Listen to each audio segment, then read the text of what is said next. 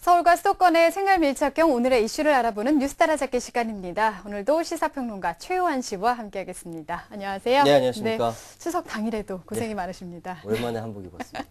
네, 지금쯤 아마 이제 가족분들 모이셔서 담소를 나누고 계실 것 같은데요. 오늘 같은 날 빠질 수 없는 얘기가 또 결혼 안 하냐 이런 얘기가 아닐까 싶습니다. 오늘은 서울의 서울 시민들의 결혼에 대해서 얘기를 좀 해볼 건데요. 서울 시민들의 결혼 총 건수가 지난 20년 동안 30%가 넘게 줄어든 것으로 나타났다고 합니다. 서울시가 지난 17일 통계청과 서울서베이 결과를 분석한 자료를 근거로 밝혔다고 하는데요. 아무래도 요즘 문제가 되는 이 출생률과도 직결되는 문제라고 할 수 있을 것 같습니다. 오늘 자세하게 내용을 좀 알아보도록 하겠습니다. 자료 내용을 좀 먼저 살펴볼까요? 예, 일단 먼저 우리 시청자 여러분께 죄송합니다. 이거 좀 좋은 주제를 했어야 되는데 생각처럼 되지 않았습니다. 미혼 자녀가 있는 분들 너무 스트레스 주지 마십시오. 서울시가 지난 17일 통계청 자료 그리고 서울 서베이 결과를 분석한 서울의 출산 동향 분석 이 보고서를 보면요.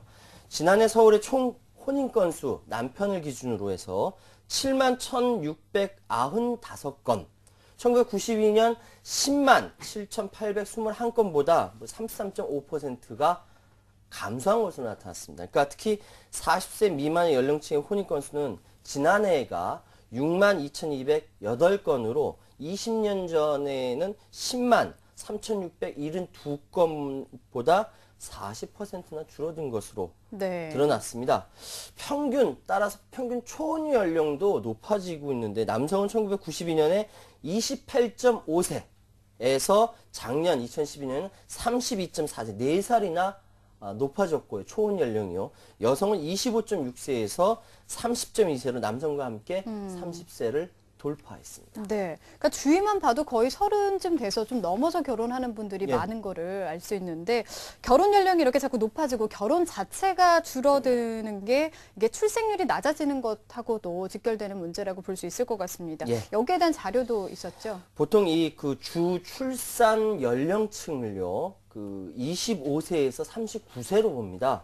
이 연령층의 미혼율도 꾸준히 높아지고 있는 거죠. 그러니까 1980년에는 25세에서 29세까지 남성의 미혼율 50.3%. 그런데 2010년에는 90.7%. 엄청 높아졌습니다. 네. 여성은 같은 기간에 19.7%에서 80.2%가 됐고요. 30에서 34세의 미혼율도 남성이 9.1%에서 58.9%로 여성은 4.3%에서 41.7%로 높아졌습니다. 또 더 연령층 가서 35세에서 39세의 미혼율 역시 남성이 2.0%에서 32.5%로 그리고 여성도 1.6%에서 20.3%로 정말 가파르게 급상승했는데요.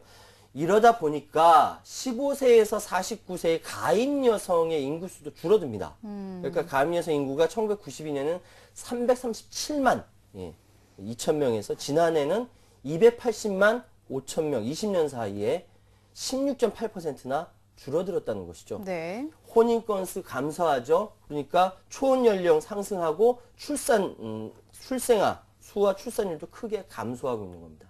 그림 하나 준비했으니까 한번 보시면서 이야기하시죠. 이제 보시는 그림은요. 서울의 출생아 수 추이와 OECD 출생아 수 추이를 비교한 겁니다. 예, OECD 국가들에 비해서 한눈에도 우리나라 출생이 훨씬 더 급격하게 줄어들고 있고 그 추이는 더욱더 벌어지고 있습니다. 여기서 보는 이제 합계 출산율은 가임 여성 1명당 평균 출생아 수를 나타내는 겁니다. 이게 이제 2012년 작년 기준 참 심각합니다. 풀어보면요. 지난해 말 기준으로 서울의 총 출생아 수는 9만 4천 명. 그러니까 82년 19만 8천 명보다 10만 명 이상 줄어든 거죠. 82년에는요. 하루 평균 태어나는 출생아 수가 543명이었는데 작년에는 절반도 안 되는 257명으로 집계 됐습니다.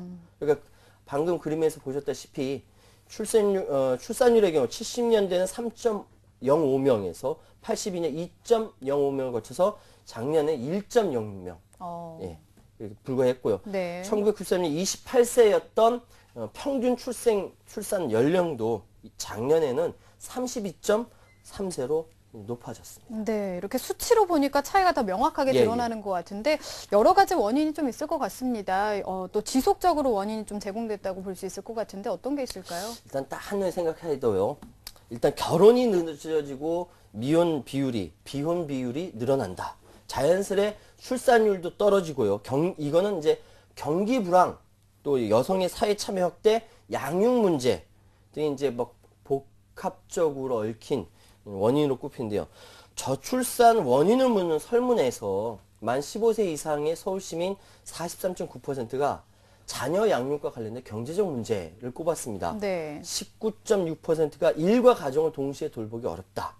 그러니까 어느 하나로 이루어진 결과가 아닌 거죠. 경기가 지속적으로 불황에 빠져 있을 때 남성과 여성은 여력이 없어서 결혼 못하고 또 이제 설사 결혼했다 하더라도 남성 혼자서만 그 벌이로는 이것이 생존이 불가능하기 때문에 여성도 직장을 가져야 되고 자연스레 출산도 어려워지고 양육도 어려워지는 것이죠. 그러니까 이런 상황이 반복되면서 혼인 건수가 초혼 연령 상승까지 이어지면서 근 30년 사이에 절반 수준 이하로 떨어지게 된 겁니다. 이 보고서는요, 어떻게 이야기하고 있냐면 서구와 달리 우리 한국 사회는 결혼이 출산의 전제로 되고 있지만 경기 불황, 방금 말씀드린 취업 지연, 뭐 여성의 사회 차 여러 가지 복합적인 요인들 등으로 결혼과 출산을 연기하거나 포기한 경우가 늘고 있다 이렇게 지적하고 있고 그다음에 가임 여성 인구수 제가 아까 말씀드린 것처럼 감소로 향후 출생아 수가 크게 증가하기는 어렵다. 이렇게 적시해 놨네요. 네. 아무래도 양육 부담도 크게 좀 작용을 했을 걸로 생각이 되고요. 예. 또 말씀해 주신 부분 중에서 이 가치관의 변화라는 부분도 눈에 들어오는데 어떤 사례를 좀 볼까요? 예, 그렇습니다. 이 가치관의 변화가 굉장히 중요한 부분인데요. 이번 분석 결과는 2012년 작년 13세 이상 서울 시민의 54.2%는 전반적인 가족 관계, 그러니까 만족한다 라는 그 54.2% 응답이 있었고요. 34.1%가 결혼은 필수가 아닌 선택사항이다. 이렇게 이야기하고 있습니다. 그러니까 네. 12년 전, 그러니까 2000년대와 비교했을 때 1인 가구, 2인 가구라는 그때 말이 없었는데요. 1인 가구, 2인 가구가 68.4% 폭발적으로 증가를 한 겁니다.